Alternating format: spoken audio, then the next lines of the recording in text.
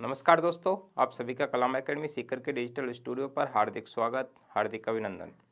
दोस्तों, हम आज वायरस जनित रोगों से संबंधित चर्चा करने वाले हैं कि वायरस की वजह से होने वाले जो डिजीज़ हैं वो कौन कौन से हैं।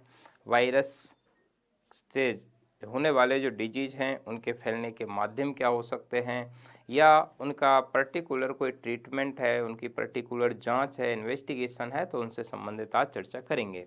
देखिए, वायरस जनित जो डिजीज़ हैं उसमें पहले हमें वायरस को जानना पड़ेगा कि वायरस होता क्या है। तो थोड़ा सा वायरस के बारे में भी जान लें। वायरस जो होते हैं, वायरस को अपन बोलते हैं विषाणु। वायरस को ही क्या कहा जाता है? विषाणु कहा जाता है। और जो वायरस होते हैं ये वास्तव में निर्जीव होते हैं। ये वास्तव में क्या होते हैं? निर्जीव होते हैं। ये जब किसी भी जीव के शरीर के अंदर प्रवेश कर जाता है तो सजीव के शरीर में प्रवेश कर जाने की वजह से ये शरीर में जाते ही सजीव की तरह व्यवहार करने लग जाते हैं।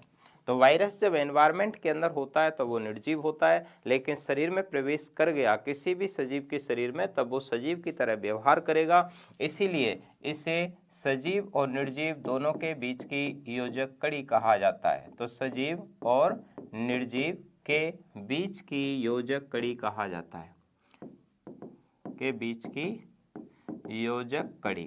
तो सजीव निर्जीव के बीच की योजक कड़ी किसे कहा जाता है? वायरस को कहा जाता है। वायरस पहले वातावरण में रहते हैं तब क्या होते हैं? निर्जीव, और सजीवों के शरीर में प्रवेश करते ही क्या हो जाएगा? सजीव की तरह व्यवहार करेगा। वायरस का अध्ययन विज्ञान की जिस शाखा में किया जाता है उसे बोलते हैं वायरोलॉजी। वायरस का अध्ययन क्या कहलाएगा? वायरोलॉजी कहलाएगा। और जो वायरस होते हैं इनके अंदर खुद का कोई उपापचय तंत्र नहीं होता, इनमें उपापचयी तंत्र नहीं पाया जाता। उपापचयी तंत्र, जो मेटाबॉलिक सिस्टम होता है वो इनके अंदर नहीं पाया जाता, और मेटाबॉलिक सिस्टम नहीं होने की वजह से ही ये निर्जीव होते हैं। तो इनमें खुद का कोई उपापचय तंत्र नहीं होता। इनके अंदर प्रोटीन निर्माण की क्रिया नहीं होती। क्या नहीं होता? इनमें प्रोटीन का संश्लेषण भी नहीं होता है। प्रोटीन का संश्लेषण इसलिए नहीं होता क्योंकि इनमें डीएनए और आरएनए दोनों में से कोई एक ही न्यूक्लिक एसिड पाया जाता है। तो वायरस के अंदर या तो डीएनए होता है या आरएनए होता है, दोनों एक साथ नहीं पाए जाते। और साथ में प्रोटीन निर्माण के लिए राइबोसोम का होना भी जरूरी है।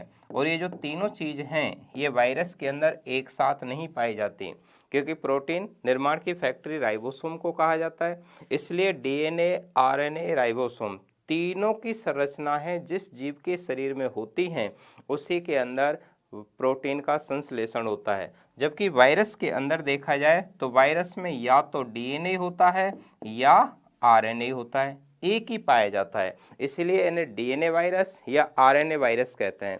जैसे एचआईवी वायरस है, पोलियो का वायरस है, या रेबीज का वायरस है, कोरोना वायरस है, इनमें सिर्फ आरएनए होता है। इन्हें हमारे शरीर में जाने के बाद डीएनए का निर्माण करना पड़ता है। तो वायरस या तो डीएनए वायरस होगा या आरएनए वायरस होगा। वायरस में प्रोटीन संश्लेषण नहीं होता है, वायरस में खुद का उपापचय तंत्र नहीं होता। वायरस का अध्ययन वायरोलॉजी में करते हैं। वायरस को सजीव निर्जीव दोनों के बीच की योजक कड़ी कहा जाता है। वायरस जब शरीर से बाहर होता है तो निर्जीव, सजीव के शरीर में जाने के बाद ये सजीव की तरह व्यवहार करने लग जाता है। और वायरस की जो खोजकर्ता माने जाते हैं वो हैं साइंटिस्ट इवानोव्स्की। वायरस की खोज किसने की थी? इवानोव्स्की के द्वारा वायरस की सबसे पहले खोज की गई थी। और वायरस जो पहली बार खोजा गया था उसका नाम था टीएमबी वायरस। तो सबसे पहले खोजा गया वायरस कौन सा था? टीएमबी। टीएमबी का पूरा नाम होता है tobacco mosaic virus. Tobacco mosaic virus. तो टोबैको मोजैक वायरस सबसे पहले खोजे गए वायरस का उदाहरण है। वायरस के खोजकर्ता किसको माना जाता है? तो ये इवानोव्स्की को माना जाता है। और वायरस का पहली बार जो क्रिस्टलीकरण किया था, यानी वायरस में क्या होता है, कैसी उसकी स्ट्रक्चर्स होती है, वो स्टैनले मिलर के द्वारा किया गया था। तो स्टैनले मिलर ने टीएमबी वायरस का फर्स्ट क्रिस्टलाइजेशन या क्रिस्टलीकरण किया था। तो इतनी सी चीज़ें अपन याद रखते हैं वायरस के बारे में। अब देखते हैं कि वायरस की वजह से होने वाला जो डिजीज है उसमें पहला रोग है एड्स। कौन सा रोग है? एड्स के बारे में देखते हैं।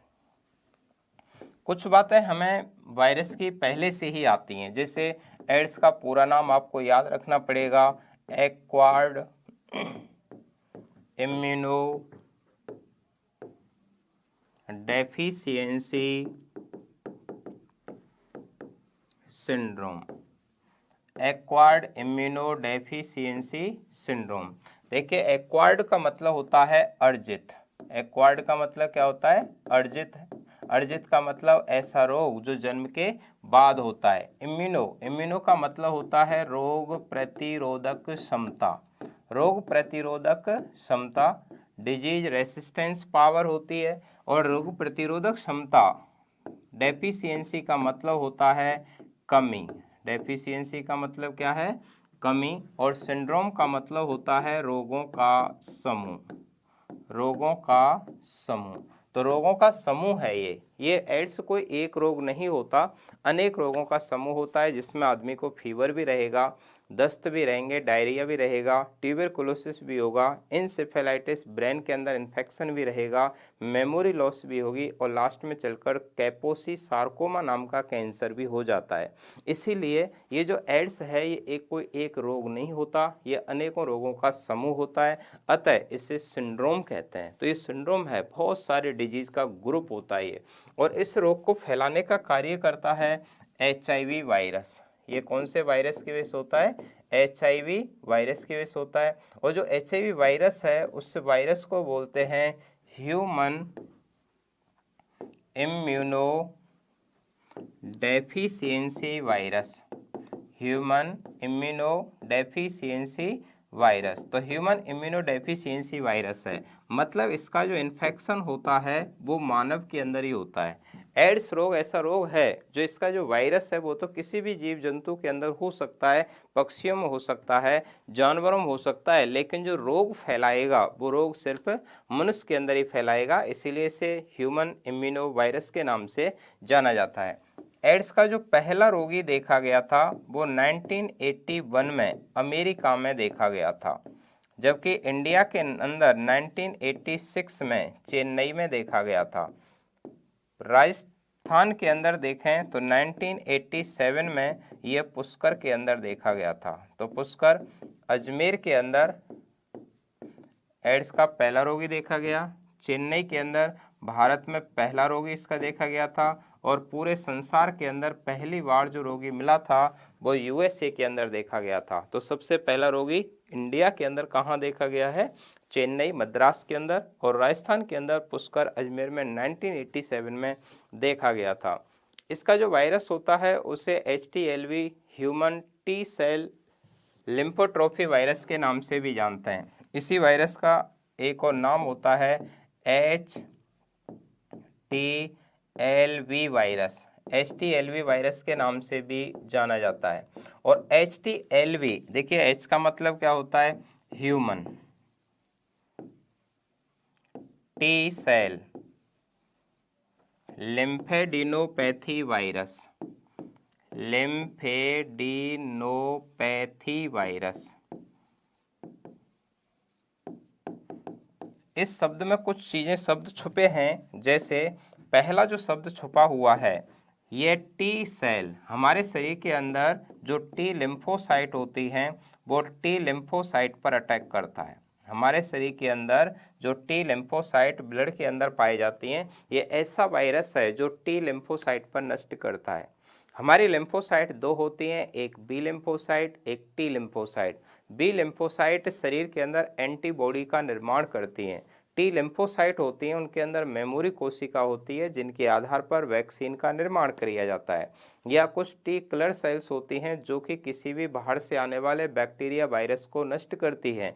लेकिन ये HIV वायरस ऐसा वायरस है जो सबसे पहले टी सेल पर ही अटैक करता है, टी लिम्फोसाइट को नष्ट कर देता है। इसी की वजह से इसमें रोग प्रतिरोधक क्षमता में कमी आती है। तो आपको याद रखना है कि सबसे पहले HIV वायरस कौन सी सेल पर को नष्ट करता है? तो WBC में टी लिम्फोसाइट को सबसे पहले नष्ट करेगा। लिम्फेडिनोपैथी, देखिए लिम्फेडिनोपैथी का मतलब होता है जो लसीका गांठ हैं, जो लिम्फ नोड्स हैं, उन लसीका गांठों के अंदर सूजन आ जाती है। लसीका गांठों में क्या आ जाएगी? सूजन, लिम्फ नोड्स बढ़ जाते हैं। लसीका गांठ में जैसे टॉन्सिल्स हैं तो इनकी साइज बढ़ने लग जाती है, या एक्जिलरी टॉन्सिल्स होते हैं उनकी साइज बढ़ जाती है, या स्प्लीन है उसकी साइज बढ़ जाती है। तो लसीका गांठों में सूजन आना, रोग प्रतिरोधक क्षमता का कम हो जाना, टी लिम्फोसाइट का घट जाना, शरीर का वजन घटना, समय समय पर बुखार दस्त जैसे लक्षण होते रहना, ये HIV एड्स के मेन लक्षण होते हैं। तो ये HIV वायरस जो होता है ये मनुष्य के अंदर रोग फैलाता है, और HIV जो वायरस का इन्फेक्शन जब शरीर में होगा तो ये सबसे पहले टी लिम्फोसाइट को नष्ट करता है।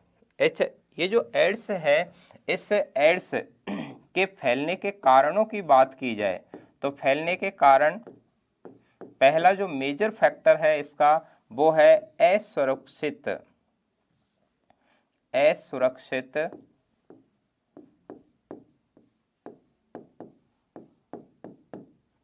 समलैंगिक यौन संबंध। असुरक्षित समलैंगिक यौन संबंधों की वजह से होता है, ये इसका सबसे मेजर फैक्टर है, सबसे ज़्यादा रीजन इसी की वजह से होते हैं। या ये संक्रमित रक्तदान की वजह से होता है, संक्रमित रक्तदान की वजह से होता है। संक्रमित ब्लड यदि किसी को ट्रांसफ्यूज कर दिया जाता है तब उसकी वजह से हो सकता है। या ये संक्रमित माँ से शिशु को हो सकता है। होगा ऐसा जरूरी नहीं है, बहुत कम चांस होते हैं, क्योंकि बच्चे के अंदर IgG एंटीबॉडी होती है जो इस तरीके के इन्फेक्शन को कंट्रोल करती है। या हो सकता है ये संक्रमित निडल का बार बार यूज करने से, यदि संक्रमित सुई है उस सुई का बार बार यूज करते हैं तो बार बार यूज करने से भी हो सकता है।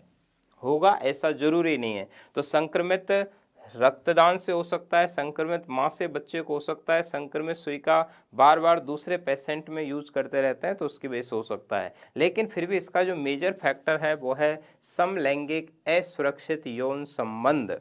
और जब ये होगा तो इसकी जांच करनी पड़ेगी, और जब इसकी स्पेशली जांच की जाती है तो आपको जांच याद रखनी है। पहली जो टेस्ट किया जाता है वो है एलिसा टेस्ट। कौन सा टेस्ट करेंगे इसमें? एलिसा टेस्ट किया जाता है। और जो एलिसा टेस्ट है उसका पूरा नाम होता है एंजाइम लिंक्ड इम्यूनो सॉर्बेंट एसे।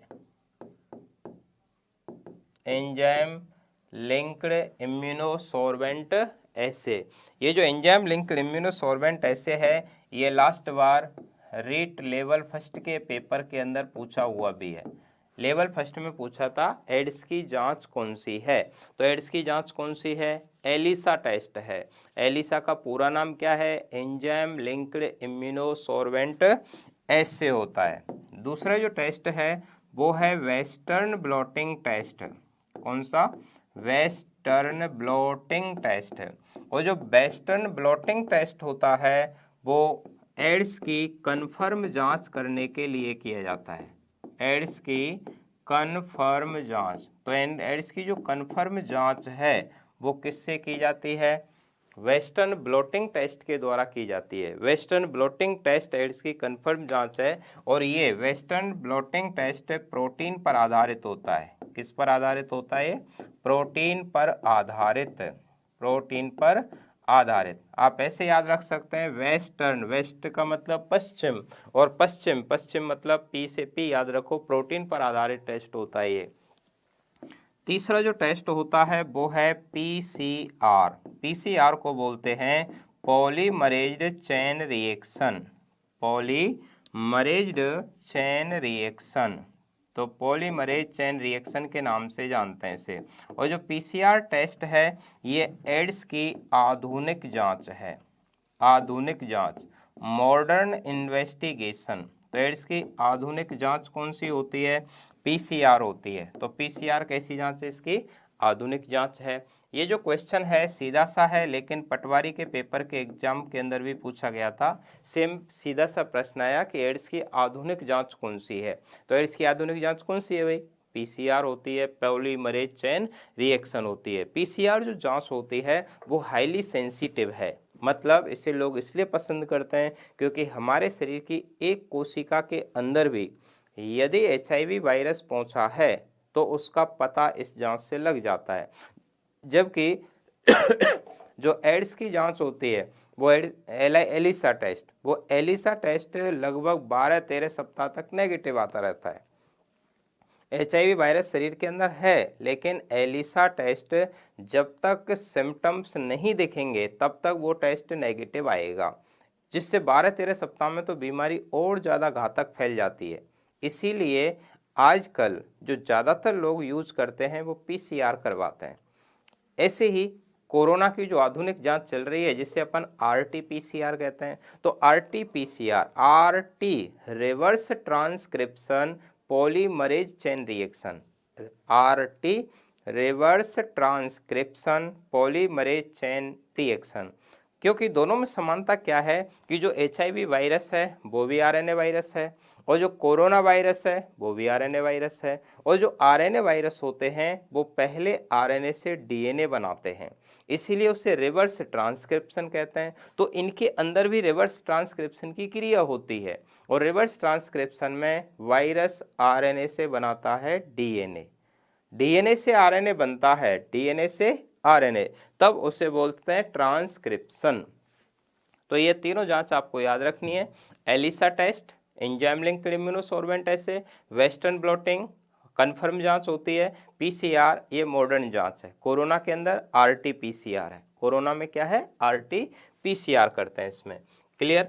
जब ये रोग हो ही जाता है तो इसके अंदर जो रोग प्रतिरोधक क्षमता है, इम्यूनिटी पावर है, वो इम्यूनिटी पावर कम हो जाती है, और लास्ट में चलकर इसमें जो रोगी की मृत्यु होती है वो मृत्यु होने का कारण होता है कैपोसी नाम का सार्कोमा या कैंसर। यानी कि इसमें जो आदमी की मृत्यु होती है वो मृत्यु का कारण होता है कैपोसी सार्कोमा कैंसर। तो कैपोसी सार्कोमा जो कैंसर है वो किसके रोगी में देखा जाता है? ये एड्स के रोगी में देखा जाता है। स्पेशल है ये कैंसर कैपोसी सार्कोमा। और हम जानते हैं कि 1 दिसंबर जो होता है उस 1 दिसंबर को क्या मनाते हैं? विश्व एड्स दिवस मनाया जाता है। तो विश्व एड्स दिवस कब मनाया जाता है? 1 दिसंबर को मनाया जाता है। कैपोसी सार्कोमा का संबंध कौन से रोग से है? एड्स से है। पीसीआर, वेस्टर्न ब्लॉटिंग, एलिसा ये इसकी जांच होती है। इनके फैलने के लिए मुख्य कारण होता है ब्लड से ब्लड कांटेक्ट, ब्लड से ब्लड कांटेक्ट होता है, क्योंकि ये ब्लड बॉर्न डिजीज का उदाहरण है। यदि किसी माँ को है और वो माँ अपने बच्चे को दूध पिलाती है तो दूध के अंदर नहीं होता, क्योंकि दूध के अंदर आईजी एंटीबॉडी भी होती है, तो दूध से ये नहीं फैलता है। ये केवल जब ब्लड के टच में आएगा तो उसकी वजह से होने की संभावना होती है। नेक्स्ट, उपचार। यदि उपचार की बात करें तो इसका ट्रीटमेंट करने के लिए एक दवाई है जिसका नाम है AZT। कौन सी है? AZT नामक टैबलेट का इसमें यूज किया जाता है। AZT एजिडोथाइमिडीन, एजिडोथाइमिडीन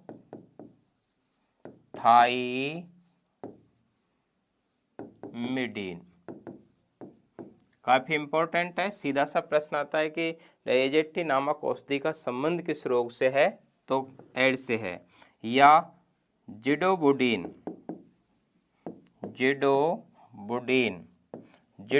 नाम की टैबलेट देनी पड़ती है। जिडोबुडीन जो होती है या लेमीबुडीन है या स्टोबुडीन है, ये कैंसर से रिलेटेड होती हैं। या फोस्कारनेट,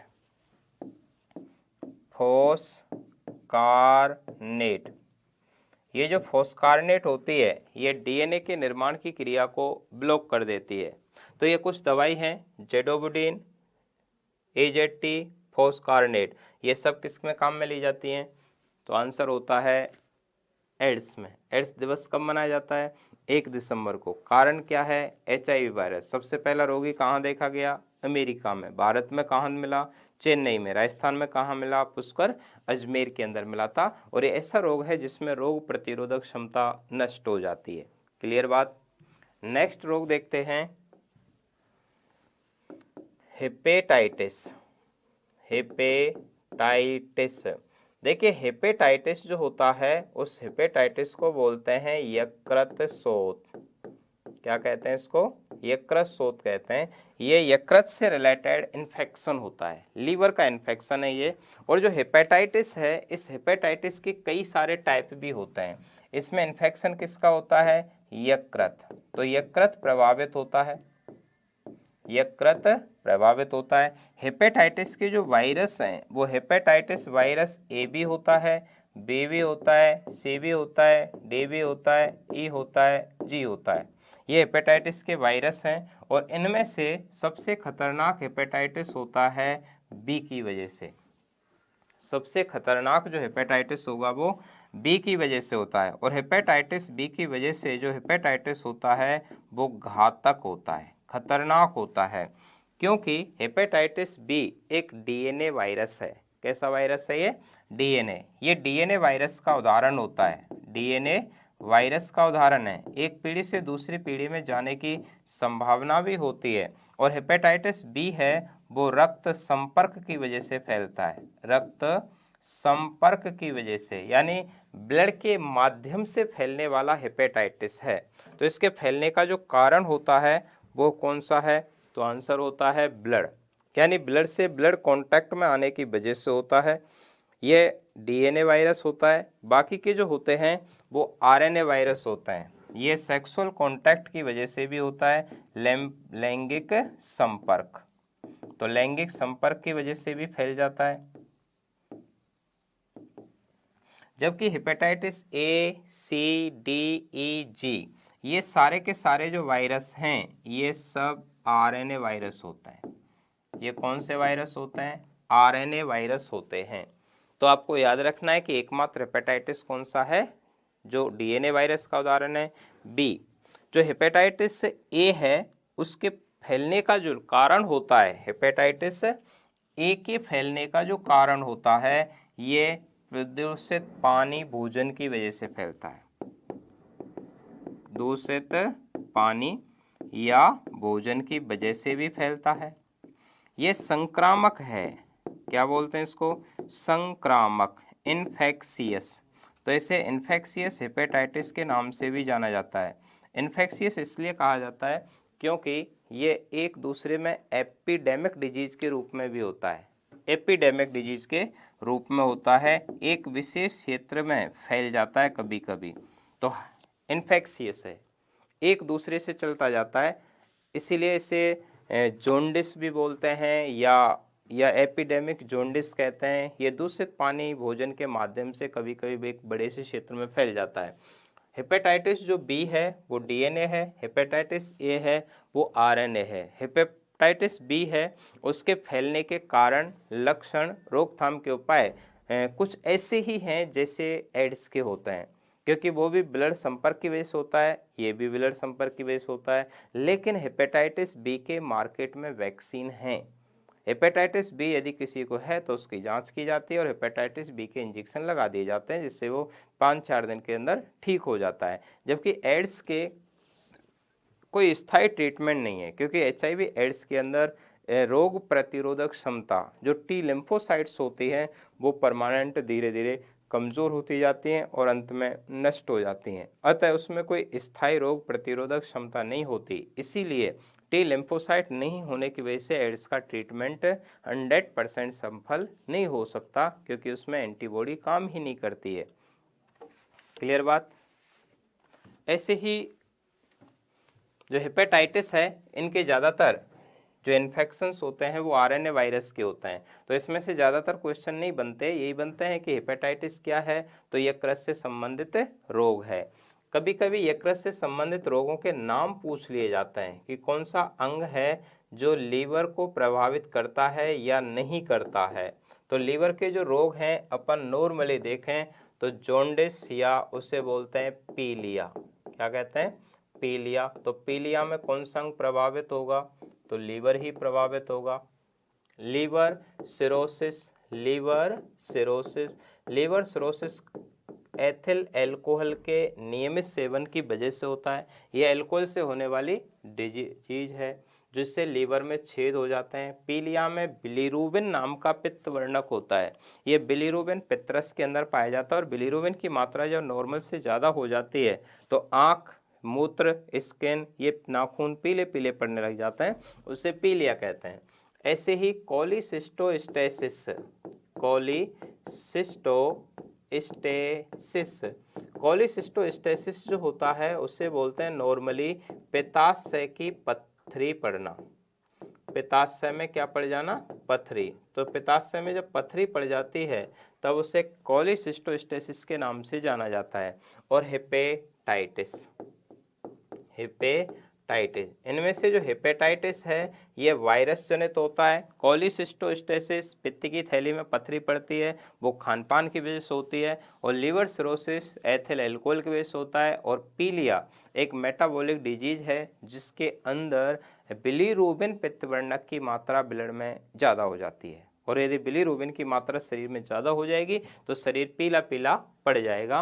तो ये यकृत के रोग हैं, इनको आप याद रखेंगे। पीलिया, लीवर सिरोसिस, कोलिसिस्टोसिस और हेपेटाइटिस। हेपेटाइटिस में सबसे खतरनाक कौन सा है? बी। और ये बाकी के सब आरएनए वायरस हैं। हेपेटाइटिस जो बी है वो डीएनए वायरस का उदाहरण होता है, डबल स्टैंडर्ड वायरस का उदाहरण होता है। नेक्स्ट देखते हैं चिकन पॉक्स। नेक्स्ट है चिकन पॉक्स। जो चिकन पॉक्स है उसे छोटी माता कहते हैं। कौन सी माता कहेंगे इसको? छोटी माता। और ये जो छोटी माता है ये वेरिसेला जोस्टर वायरस की वजह से होती है। किसकी वजह से होती है? Varicella zoster, varicella zoster virus की वजह से होती है। वेरिसेला जोस्टर वायरस की वजह से होती है। होता यह है कि इसमें स्किन पर ओस के समान छोटी बूंद बन जाती हैं। ओस के समान छोटी छोटी बूंद समान संरचनाएं बन जाती हैं। तो ऐसे पानी की जो छोटी छोटी सी बूंद होती है उस तरीके की संरचना बनती है। मतलब ये स्किन का रोग होता है। और आजकल ये छोटी माता का ही रोग होता है, बड़ी माता का रोग नहीं होता। छोटी माता ना हो इसलिए अपन शीतला माता की पूजा भी करते हैं। जो शीतला माता की पूजा की जाती है वो इस माता की ना हो इसीलिए की जाती है ताकि ये जो वायरस है इसका इन्फेक्शन ना हो। इस तरीके के जो वायरस होते हैं, जो वेरिसेला है या वेरियोला वायरस है, ये एक दूसरे में एक्यूमुलेट करने वाले थे। अर्थात ये छुआछूत का रोग होता है। इसमें बच्चे के टच करने मात्र से ही हो जाता है। ये रोग वैसे जीवन में एक बार होते हैं क्योंकि इनके खिलाफ शरीर के अंदर खुद एंटीबॉडी बन जाती है, इसलिए ये वायरस के जो इन्फेक्शन हैं वो एक बार होते हैं। तो ये छुआछूत का रोग था, एक बच्चे में हो जाता है तो उसके टच में जो भी आता था उसके हो जाएगा। तो ये वेरिसेला जोस्टर की वजह से होता है, छोटी माता का रोग है और इसे ना हो इसीलिए शीतला माता की पूजा की जाती है। इसी तरीके का जो दूसरा रोग है वो है बड़ी माता। बड़ी माता, जो बड़ी माता है उसे बोलते हैं स्मॉल पॉक्स। स्मॉल पॉक्स या चेचक बोलते हैं। स्मॉल पॉक्स या चेचक भी कहा जाता है। और इसका कारण होता है वेरियोला वायरस। ये कौन से वायरस की वजह से होता है? वेरियोला वायरस की वजह से होता है। तो ये वेरियोला वायरस की वजह से होगा।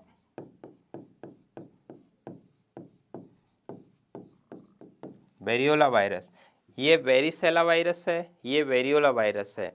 इसके अंदर भी त्वचा प्रभावित होती है और ये त्वचा पर बड़ी ओस की बूंद के समान संरचना बन जाती है। ओस समान बूंद बन जाती हैं। तो त्वचा पर बड़ी ओस के समान बूंद बनती हैं तो बड़ी माता, और छोटी छोटी संरचनाएं बनती हैं तो छोटी माता का रोग इसे कहा जाता है। ये जो बड़ी माता का है इसके टीके का आविष्कार टीके का आविष्कार सबसे पहले एडवर्ड जेनर ने किया था। एडवर्ड जेनर ने इसका टीका बनाया था। इसी कारण एडवर्ड जेनर को टीकाकरण के जनक भी कहा जाता है। तो जो एडवर्ड जेनर ने टीका बनाया था वो टीका सबसे पहले चेचक के खिलाफ ही बनाया था और इसी कारण इनको टीकाकरण के क्या माना जाता है, जनक। तो फादर ऑफ वैक्सीनेशन के नाम से जानते हैं। तो टीकाकरण के जनक हैं एडवर्ड जेनर। कौन से रोग के खिलाफ बनाया, तो चेचक के खिलाफ। और भारत से 1977 में पूरी तरह विलुप्त हो चुका है। 1977 में विलुप्त हो चुका है। WHO ने इसके विलोपन की जो घोषणा की थी वो WHO ने इसे 1980 में उन्मूलन रोग घोषित किया था।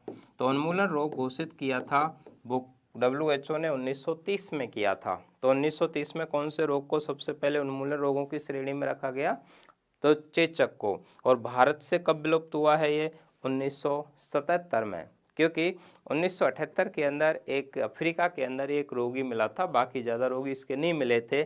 भारत से तो 1977 में विलुप्त है। ये पहला रोग था जो विलुप्त हो चुका है, पहला रोग था ये। यदि आपसे क्वेश्चन पूछ लिया जाए कि निम्न में से कौन सा रोग है जो पूरी तरह विलुप्त है, इस तरीके का प्रश्न पूछा जाए कि निम्न में से उन्मूलन रोग कौन सा है, उन्मूलन रोग कौन सा है,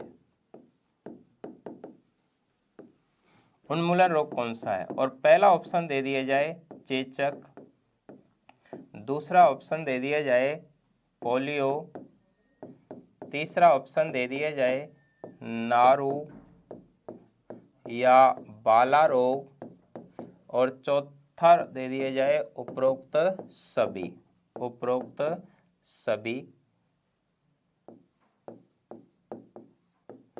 उपरोक्त सभी। तो आपका आंसर हो जाएगा उपरोक्त सभी। ये सारे रोग ऐसे हैं जो उन्मूलन रोग घोषित हो चुके हैं। सबसे पहले जो उन्मूलन रोग घोषित किया गया था वो चेचक को किया गया था। पोलियो हाल ही में उन्मूलन रोगों की कैटेगरी में रखा है। और नारू या बाला रोग है ये सन 2000 के बाद विलुप्त है, अर्थात सन 2000 के बाद से इसका कोई भी रोगी नहीं देखा गया है। तो नारू या बाला रोग जो हेलमिंथ की वजह से होता है, यह हेलमिंथ जनित है। और पोलियो, चेचक ये वायरस जनित हैं। और इस तीनों के तीनों रोग पूरी तरह दुनिया से क्या हो गए हैं, विलुप्त हो गए हैं। तो ऐसा क्वेश्चन यहाँ से बनेगा। तो WHO ने चेचक को उन्मूलन रोगों की श्रेणी में कब रखा था, 1980 में से उन्मूलन रोग घोषित किया गया और भारत से 1977 में। इसका कारण कौन सा वायरस है, वेरियोला, और इसका कारण क्या है, बेरिसेला। ये रोग तो आज भी होता है, छोटी छोटी सी फुंसी जैसी संरचना बन जाती है, इसमें बड़ी बड़ी सी फुंसी जैसी संरचना बन जाती है। नेक्स्ट है मम्स, मम्स या गलसुआ, मम्स या गलसुआ। गलसुआ को ही बोलते हैं कर्णफेर। मम्स, गलसुआ या कर्णफेर, ये जो रोग है कर्णफेर या गलसुआ, इसमें पैरोटिड ग्रंथि में सूजन आ जाती है।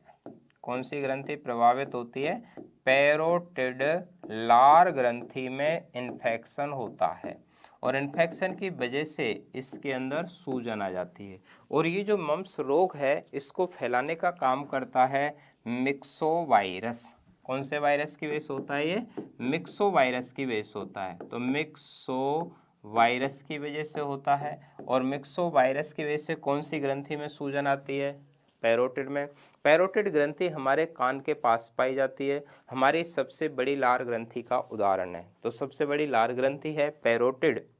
और पैरोटिड ग्रंथि की जो नली होती है उसे स्टेंसन डक्ट कहते हैं। उस स्टेंसन डक्ट में इन्फेक्शन की वजह से ये लार हमारे मुंह के अंदर नहीं निकलती, वो डक्ट नलिका में भरी रह जाती है। और नलिका में जैसे जैसे लार बढ़ती जाएगी धीरे धीरे करके गालों में सूजन आ जाती है। उस बीमारी को बोलते हैं मम्स रोग। तो कौन सा रोग है ये, मम्स रोग कहते हैं। और ये धीरे धीरे अपने दूसरे अंगों को भी प्रभावित करता है, जैसे टेस्टिज वगैरह है इनके अंदर भी ये पहुंच जाएगा। इसके बचाव के लिए एक टीका चलता है जिसे MMR का टीका कहते हैं। कौन सा टीका है? MMR। एम का मतलब होता है मीजल्स। मीजल्स को नॉर्मल भाषा में खसरा कहा जाता है। एक होता है मम्स जो आपने लिख रखा है, और एक होता है रूबेला। रूबेला, रूबेला को जर्मन मीजल्स कहते हैं, जर्मन मीजल्स भी कहा जाता है। तो ये 3 रोगों के लिए एक ही टीका लग जाता है जिसे MMR का टीका कहा जाता है। तो ये MMR का जो टीका है, ये MMR का टीका 3 रोगों से बचाव करता है, एक मीजल्स खसरा से, एक मम्स गलसुआ और एक रूबेला। तीनों वायरस जनित रोगों के समूह हैं। नेक्स्ट जो डिजीज है वो है खसरा। खसरा, खसरा को ही बोला जाता है मीजल्स।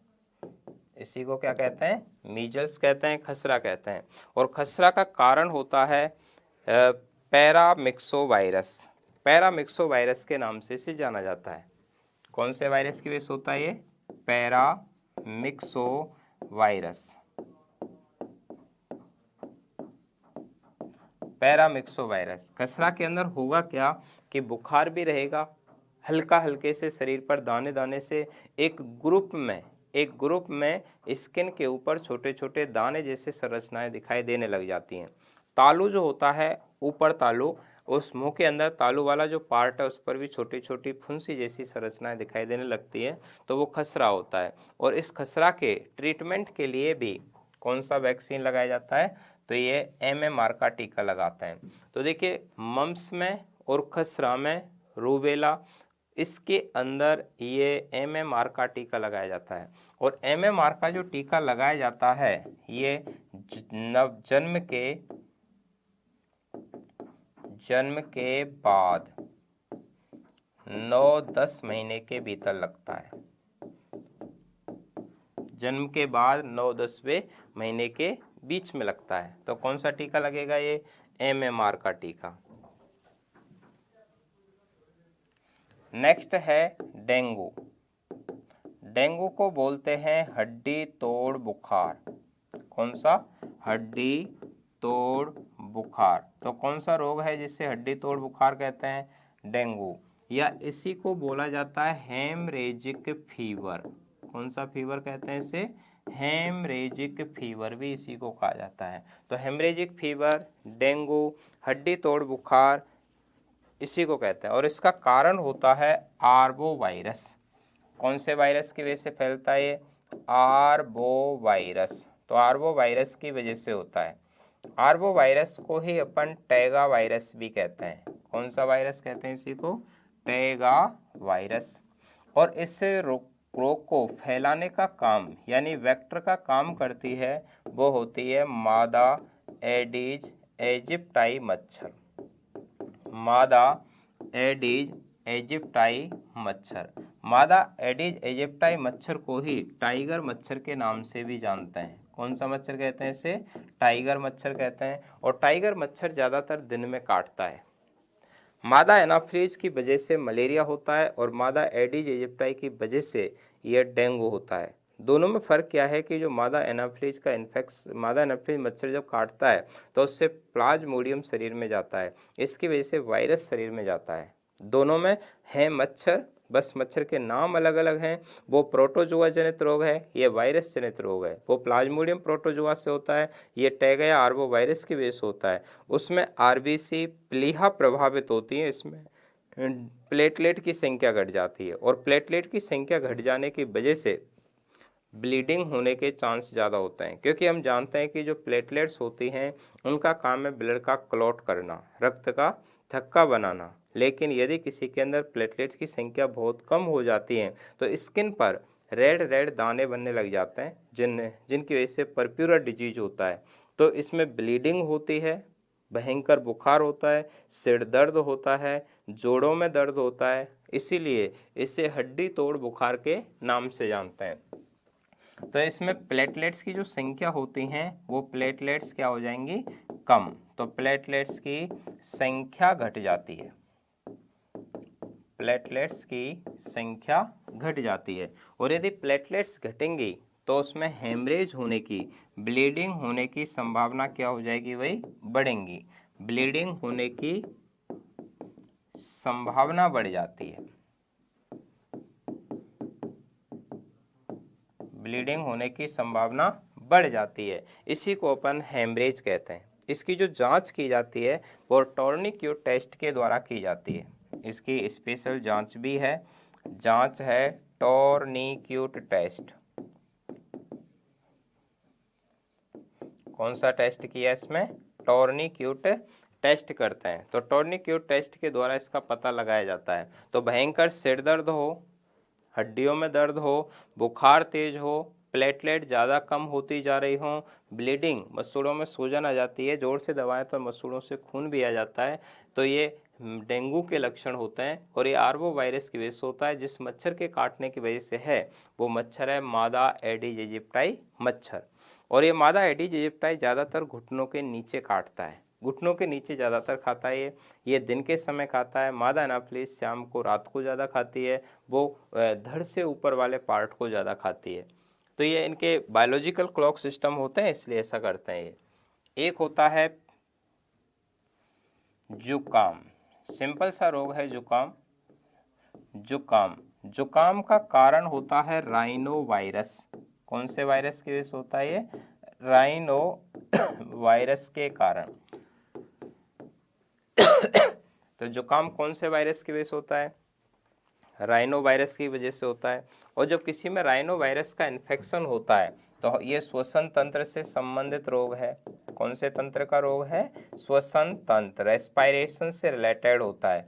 इसमें हमारे नाक के अंदर एक श्लेष्मा झिल्ली होती है। उस श्लेष्मा झिल्ली में सूजन आ जाती है। और यदि श्लेष्मा झिल्ली में सूजन आ जाती है तब उस रोग को बोलते हैं जुकाम। यदि किसी के नाक की श्लेष्मा झिल्ली में सूजन आ जाती है तो उसे गंध का अनुभव नहीं होता, गंध का अनुभव नहीं होता है। तो कौन सा रोग है जिसमें गंध का अनुभव नहीं होता, सर्दी जुकाम होने पर। ये कौन से वायरस की वजह से होता है, ये राइनो वायरस की वजह से होता है। और राइनो वायरस के इन्फेक्शन की वजह से जो म्यूकस मेम्ब्रेन नाक के अंदर पाई जाती है उसमें इन्फेक्शन हो जाएगा, उसमें सूजन हो जाएगी, जिससे गंधग्राही तंत्रिका जो ओल्फैक्टरी नर्व होती है वो सूचना को मस्तिष्क तक नहीं पहुंचा पाती, जिससे गंध का अनुभव उसे नहीं होता है, उसे बोलते हैं जुकाम। नेक्स्ट वायरस जनित रोग में है पोलियो। पोलियो, पोलियो को ही बोलते हैं पोलियो माइलाइटिस, पोलियो माइलाइटिस, या इसी को बोला जाता है इन्फेंटाइल पैरालाइसिस, इन्फेंटाइल पैरालाइसिस। तो इसे इन्फेंटाइल पैरालाइसिस के नाम से जानते हैं। यानी ये छोटे बच्चों के अंदर एक तरह से होने वाला लकवा है, इसीलिए इसे इन्फेंटाइल पैरालाइसिस के नाम से जाना जाता है। और इस वायरस, इस का जो वायरस है उस वायरस का नाम होता है पोलियो वायरस। कौन सा वायरस, पोलियो वायरस। तो पोलियो वायरस या इसी को बोलते हैं पिकोरमा वायरस, पिकोरमा वायरस की वजह से होता है, या इसी को बोलते हैं एंटीरो वायरस, एंटीरो वायरस। तो enterovirus, picornavirus, poliovirus, इनकी वजह से होता है पोलियो माइलाइटिस।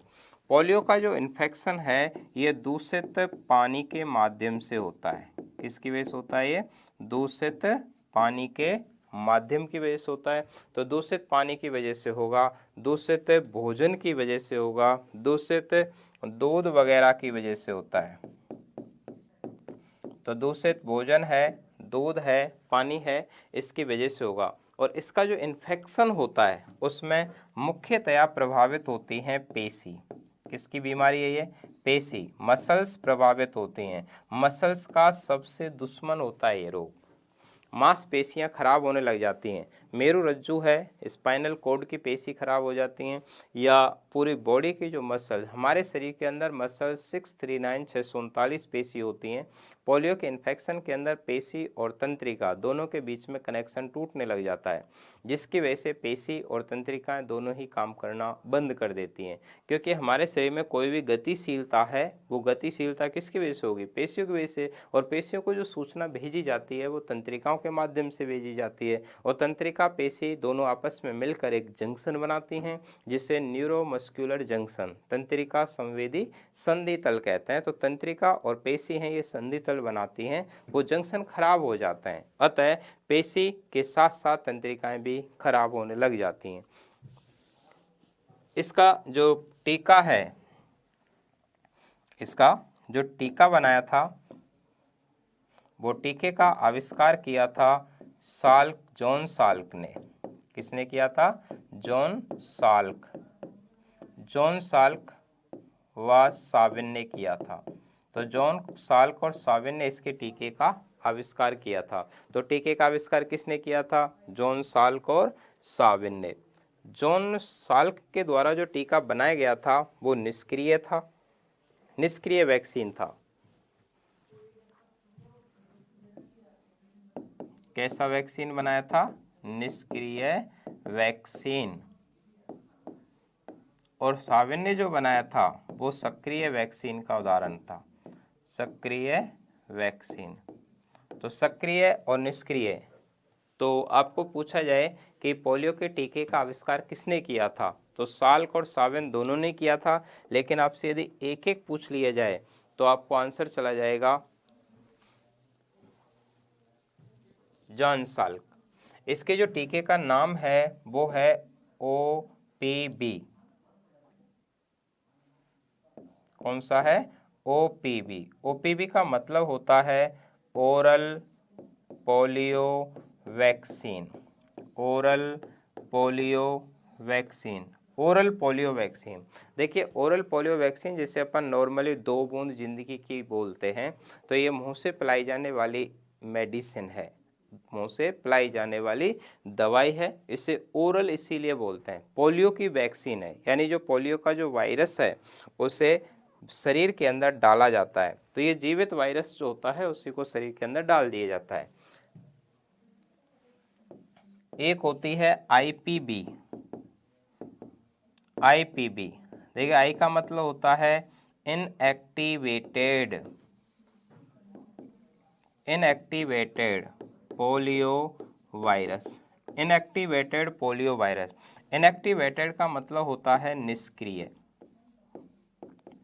इनएक्टिवेटेड का मतलब क्या है? निष्क्रिय। और निष्क्रिय जो वैक्सीन बनाया था वो निष्क्रिय वैक्सीन किसका था?